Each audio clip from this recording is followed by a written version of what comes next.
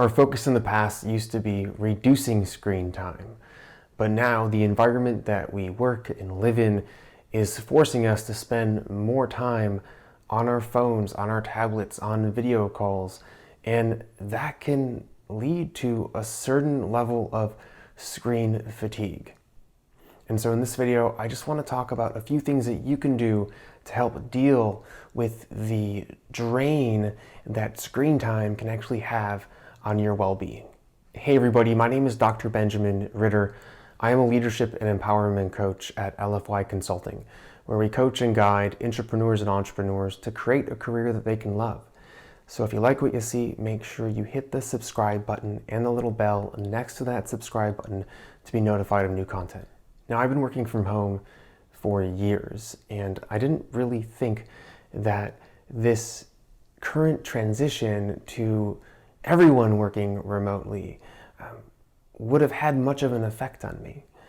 But now, instead of just my calls that I take with clients or sitting on the computer and doing my normal daily tasks, I'm also connecting with friends on video chats, and I'm doing more than ever video calls for work, which I've never done before. And also there's a plethora of virtual events to attend all the time. And so before I even realize it, I've been on a computer from 7 a.m. to 10 p.m. at night. And a lot of that is actually on video calls or in really intense and focused interactions and engagements.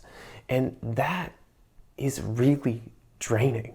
I mean, you think about it. What if you sat in the same classroom for 12 hours a day staring at maybe people that alternate, but looking them directly in the eye and not even having the things that you could take your attention to release some of that eye tension and that stress that you have when you are staring at screens.